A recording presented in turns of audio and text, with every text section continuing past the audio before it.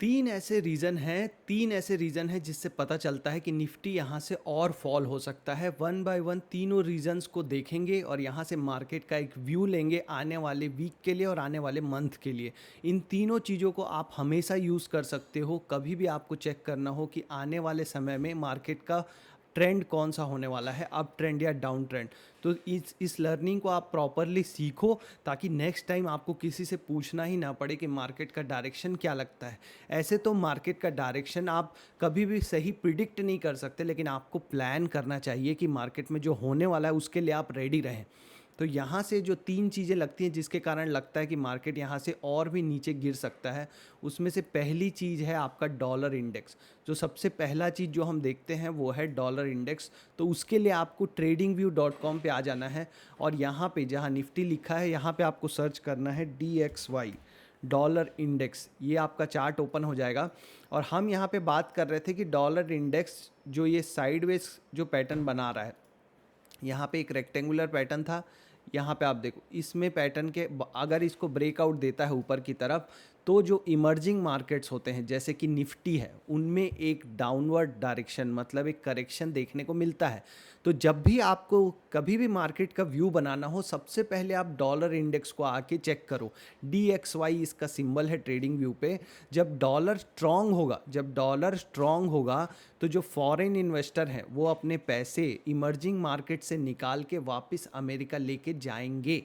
ये सिंपल सा कॉन्सेप्ट है। यहाँ से लेके यहाँ तक जब डॉलर बढ़ रहा था, ऊपर की तरफ था, अप ट्रेंड था, तो निफ्टी में एक करेक्शन देखने को मिला था और जब यहाँ डॉलर इंडेक्स साइडवेज मूवमेंट में था तो निफ्टी में एक अप ट्रेंड देखने को मिला था।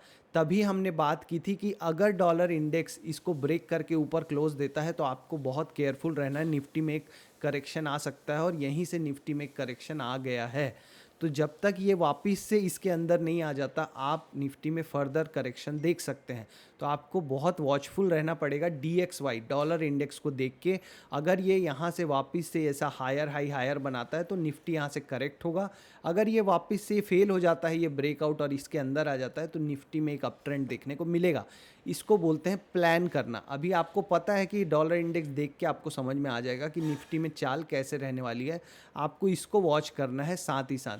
तो ये हो गया आपका फर्स्ट तरीका। पहला तरीका डॉलर इंडेक्स देख के आपको व्यू बनाना चाहिए निफ्टी का या ओवरऑल मार्केट का। तो पहला तरीका से हमने डॉलर इंडेक्स देख के बनाया। दूसरा तरीका है निफ्टी के चार्ट को एनालाइज करना। तो हम यहाँ पे निफ्टी का चार्ट खोल लेते हैं। निफ्टी के चार्ट में एक सिंपल सी बात है, लॉन्ग टर्म ट्रेंड देखना हो तो आपको 200 दिन का मूविंग एवरेज देखना चाहिए। तो यहाँ पे आप ऐड करो SMA सिंपल मूविंग एवरेज और सिंपल मूविंग एवरेज की सेटिंग में जाके पीरियड को चेंज करके कर दो 200 डे और स्टाइल में इसको ब्लैक को थोड़ा डार्क कर लेंगे हम ताकि हमारा जो विजिबिलिटी है वो बेटर हो जाए। तो यहाँ पे देखो डॉलर इंडेक्स को एक बार सपोर्ट लिया निफ्टी ने, यहाँ पे इस पॉइंट पे डॉलर इंडेक्स को ब्रेक कर दिया था लेकिन इस बड़ी ग्रीन कैंडल के साथ से वापस से ऊपर गया, ठीक है।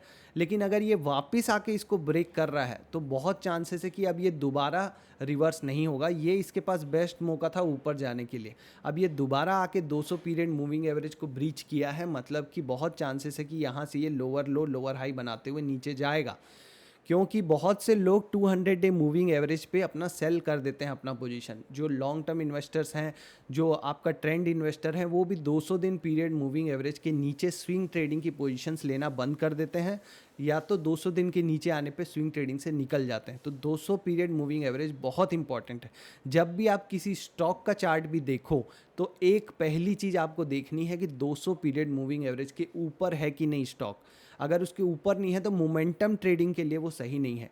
आप वैल्यू इन्वेस्टिंग वगैरह में ये सब नहीं देखते, लेकिन आप अगर मोमेंटम ट्रेडिंग कर रहे हो, मोमेंटम देख रहे हो, तो 200 पीरियड मूविंग एवरेज के ऊपर तो रहना ही चाहिए।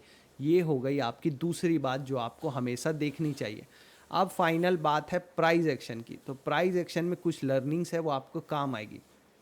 मैंने आपको बताया था कि ये लोअर लो लोअर हाई बनाते हुए यहाँ पे आया, इसके बाद इसने नया लो बनाया लेकिन हाई ये वापस सेम लेवल तक पहुँच गया। ये बताता था कि जब आपका जो पिछला हाई के पास पहुँच जाए जब ट्रेंड, तो ये दिखाता है कि जो बियरिशनेस है वो अब उतनी ज़्यादा नहीं है, अब यहाँ पे ट्रेंड चेंज हो सकता है। सेम हुआ, यहाँ पे आने के बाद ये वापस यहाँ गया और यहाँ से एक अच्छा ब्रेकआउट देके ऊपर निकल भी गया। अब इस ब्रेकआउट को सस्टेन करने की कोशिश हुई, ये पुल बैक और यहाँ पे एक फिर से मूवमेंट था, लेकिन ये ब्रेकआउट फेल हो गया। अब जब ये ब्रेकआउट फेल होके जब ये नया लो बनाने आ रहा है तो ये बहुत अच्छा प्राइस एक्शन है जो कंफर्म करता है कि बियरिशनेस ही है, क्योंकि अगर बुलिश होते तो बायर्स के पास इससे अच्छा मौका नहीं था प्राइस को ऊपर लेके जाने का। अगर वो यहाँ पे इंटरेस्टेड नहीं है तो वो यहाँ पे क्यों इंटरेस्टेड होंगे बायर्स, क्योंकि इससे अच्छा ट्रेंड नहीं बनता ऊपर की तरफ। तो अब जब ये ऊपर जाके नीचे आया है धोखा देके, बहुत से लोग इस लेवल पे फंसे होंगे, बहुत से लोग जब ये ब्रेकआउट हुआ होगा इस जोन में पोजीशन लेके फंसे होंगे, उन सब का स्टॉप लॉस अभी कट रहा होगा, इसलिए ज़्यादा तेज़ी से नीचे गिरा है ये। तो आप समझिए प्राइस को जब भी ऐसा धोखा कैंडल बोलते हैं इसको, धोखा चार्ट पैटर्न, धोखा दिया गया है, क्योंकि यहाँ पे ब्रेकआउट दिया गया, बायर्स को लगा कि अब ठीक है अब बाइंग का मौका है, सेलर्स को भी लगा कि अब सेलिंग से निकल जाओ। जो वीक हैंड्स होते हैं मार्केट में, हमारे जैसे रिटेल वाले वीक हैंड्स जो इस ब्रेकआउट पे फंस जाएंगे, उनको धोखा दी गया, फिर नीचे लाया गया, मतलब सेलर्स हावी हैं, सेलर्स ज़्यादा स्ट्रांग है। तो इससे पता चलता है कि यहाँ पे नीचे जाने के चांसेस ज़्यादा हैं।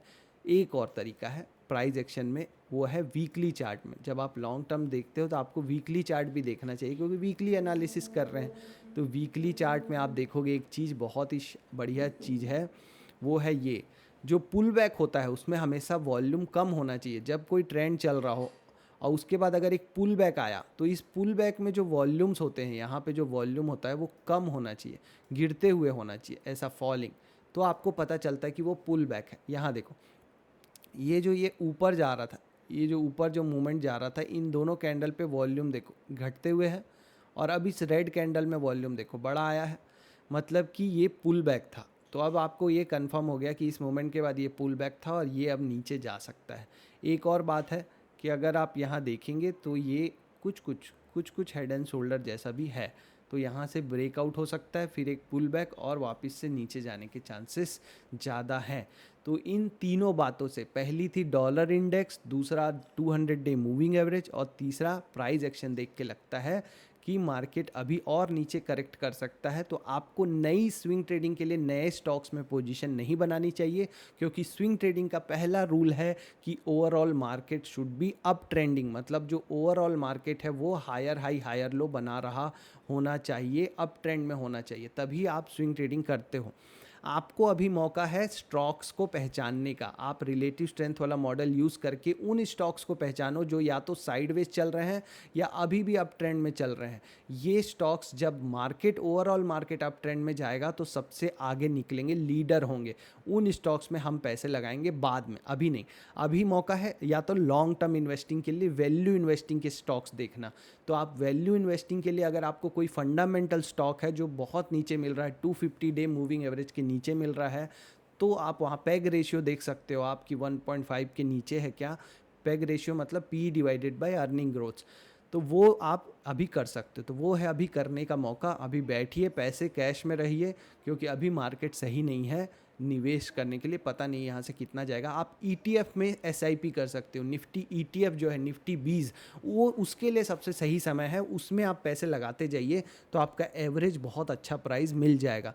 ठीक है, ये सब आप कर सकते हो। ऑल द बेस्ट, मिलेंगे नेक्स्ट वीडियो में। सब्सक्राइब कर लीजिएगा चैनल को और शेयर कीजिए अपने फ्रेंड्स के साथ।